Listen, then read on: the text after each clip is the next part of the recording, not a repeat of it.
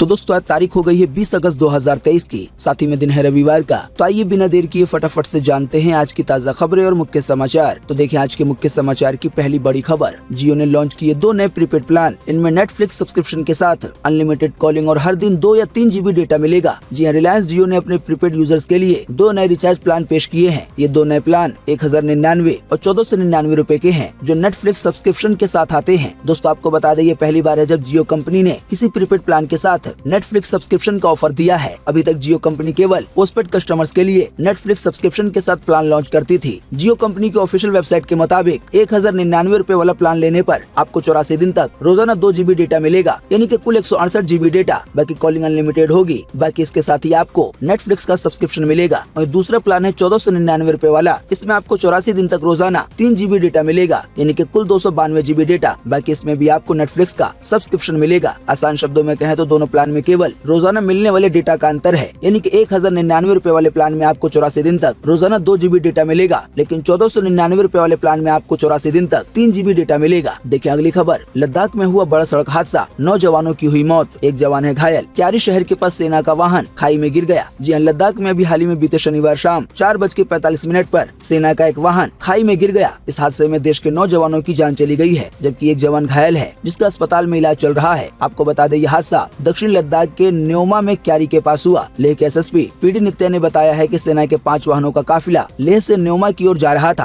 क्यारी के पास काफिले में शामिल एक वाहन के ड्राइवर ने गाड़ी पे कंट्रोल खो दिया, जिसकी वजह से वाहन खाई में जा गिरा। इसमें 10 जवान सवार थे। आपको बता दें, 9 जवानों की जान जाने के बाद प्रधानमंत्री मोदी समेत रक्षा मंत्री, गृह मंत्री, साथ ही में भाजपा अध्यक्ष, इसके अलावा कांग्रेस के अध्यक्ष, साथ ही में राहुल गांधी, दिल्ली के CM केजरीवाल, इन सभी बड़े बड़े नेताओं ने इस हादसे पे दुख जताया है। बाकी दोस्तों आप भी इसी वीडियो के नीचे कमेंट बॉक्स में कमेंट करके बताएं कि आप हमारे उन देश के जवानों के लिए क्या कहना चाहते हैं, जिन्होंने ड्यूटी के दौरान हादसे की वजह से अपनी जान गंवा दी है। देखिए अगली खबर। देश का सबसे बड़ा कोर्ट यानी कि सुप्रीम कोर्ट बोला, वल्गर पोस्ट के लिए सजा मिलनी जरूरी है। कहा माफी मांग लेने से काम नहीं चलेगा, अब नतीजा भुगतना होगा। जी हाँ, देश के सबसे बड़े कोर्ट यानी कि सुप्रीम कोर्ट में अभी हाल ही में बीते शुक्रवार को सोशल मीडिया पर अभद्र और अपमानजनक पोस्ट को लेकर एक याचिका पे सुनवाई की गई। इसमें सुप्रीम कोर्ट ने कहा है कि सोशल मीडिया पर अपमानजनक पोस्ट करने वालों को सजा मिलनी जरूरी है। साथ ही में कोर्ट ने ये भी कहा है कि ऐसे लोग माफी मांगकर आपराधिक कार्रवाई से बच नहीं सकते, उन्हें अपने किए का नतीजा भुगतना होगा। कोर्ट ने तमिल एक्टर और पूर्व विधायक SV शेखर के खिलाफ दर्ज मामले को खारिज करने से इनकार कर दिया। उनके खिलाफ महिला पत्रकारों पर आपत्तिजनक टिप्पणी करने का केस दर्ज है। दोस्तों कुल मिलाकर आसान शब्दों में कहें तो सुप्रीम कोर्ट का कहने का मतलब ये है कि सोशल मीडिया पे जो भी वीडियो डाले जाते हैं, जो भी पोस्ट किए जाते हैं, तो अब अगर कोई ऐसा पोस्ट किया जाता है जो कि वल्गर है, उसमें किसी को गाली दी जा रही है, किसी को उल्टा सीधा बोला जा रहा है, किसी का अपमान किया जा रहा है, या कोई गंदा वीडियो शेयर किया गया है, इसी तरह के जो भी ऐसे काम है जिनकी वजह से पोस्ट वल्गर हो जाता है, गंदा हो जाता है, अपमानजनक हो जाता है, तो इस तरह के पोस्ट के लिए अब आने वाले दिनों में सजा मिलना जरूरी हो सकता है। साथ ही में कोर्ट ने ये भी बताया कि कई बार ये देखने को मिलता है कि पहले तो कई लोग इस तरह का पोस्ट कर देते हैं और बाद में माफी मांग लेते हैं, लेकिन कोर्ट का कहना है कि केवल माफी मांगने से अब काम नहीं चलेगा, नतीजा भुगतना होगा। तो दोस्तों अब चाहे कोई एक्टर हो, एक्ट्रेस हो, क्रिकेटर हो, या कोई राजनेता वगैरह हो, या फिर आम जनता हो, यानी कि अगर कोई भी सोशल मीडिया पर वल्गर पोस्ट करता है तो उसे आने वाले दिनों में इसका अंजाम भुगतना पड़ सकता है। तो इसी की वजह से आप भी सावधान रहें।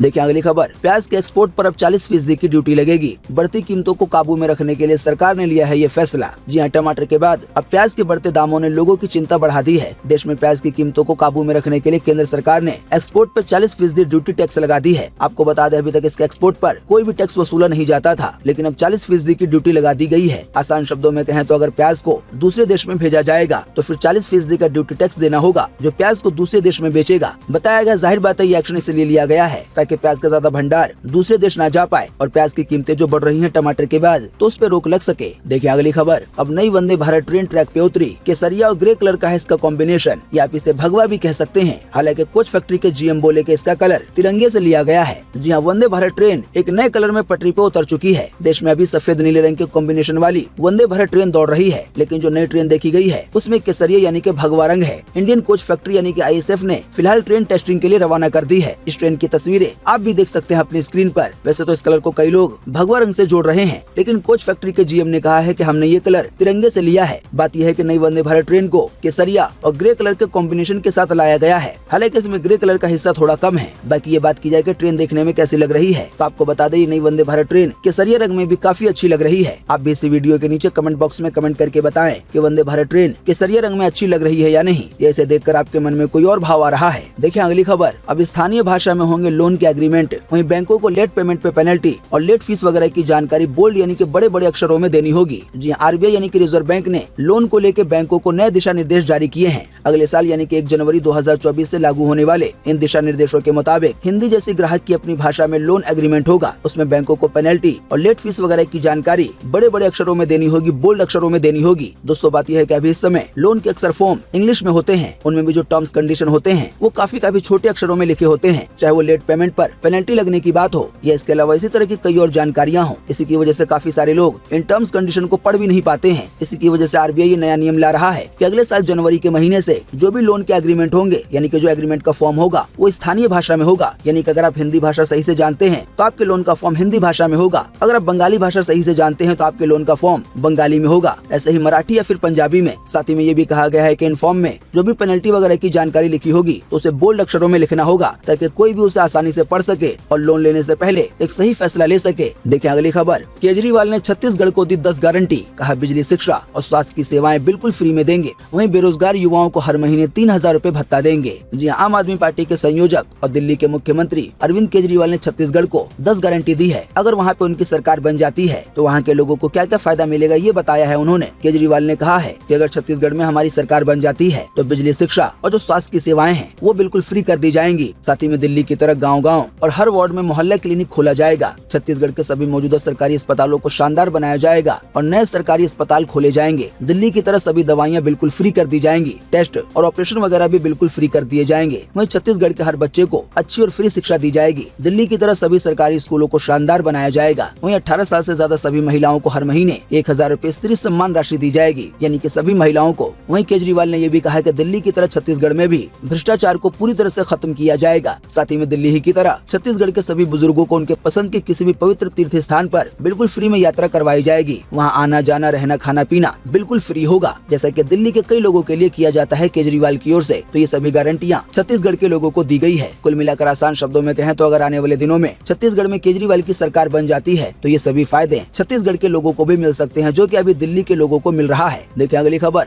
बीते 2 महीने में बारिश और बाढ़ की वजह से 5 देशों में आई है तबाही। आइए बताएं अधिक जानकारी। जी हाँ, जुलाई और अगस्त के महीने में यानी कि कुल 2 महीने में बारिश और बाढ़ ने 5 देशों में बड़ी तबाही मचाई है। इन 5 देशों में शामिल है भारत, चीन, तुर्की, जापान और अमेरिका के कई शहर। दोस्तों कुल मिलाकर आसान शब्दों में कहें तो बीते 2 महीनों में केवल अपने देश के इलाके नहीं बल्कि दुनिया के ऐसे कई देश है जहाँ पर भारी बारिश ने और बाढ़ ने तबाही मचाई है। देखिए बारिश को लेकर एक और बड़ी खबर, हिमाचल प्रदेश के लिए फिर जारी हुआ भारी बारिश का अलर्ट। 21 से 23 अगस्त तक के लिए चेतावनी जारी की गई है। जी हाँ, हिमाचल प्रदेश में पिछले 7 दिनों में हैवी रेनफॉल यानी कि भारी बारिश हुई है। 12 से 18 अगस्त तक नॉर्मल से 81% ज्यादा बारिश हुई है। इससे खासकर शिमला, मंडी और कांगड़ा जिले में तबाही मची है। इसी बीच मौसम विभाग ने बारिश का येलो अलर्ट जारी कर दिया है। मौसम विभाग के अनुसार 21 से 23 अगस्त के बीच चंबा, कांगड़ा, शिमला, कुल्लू, मंडी, बिलासपुर, हमीरपुर, ऊना, सोलन और सिरमौर जिले में भारी बारिश हो सकती है। इस हालात को देखते हुए जनता को सावधानी बरतने की सलाह दी गई है। वहीं इस दौरान लोगों को फनते हुए नदी नालों और लैंडस्लाइड संभावित क्षेत्रों में नहीं जाने की एडवाइजरी दी गई है, यानी कि जहां पे कोई हादसा हो सकता है। वहीं बताया गया भारी बारिश के कारण शिमला, मंडी, कांगड़ा, चंबा, कुल्लू, सिरमौर, सोलन, किन्नौर और लाहौल स्पीति में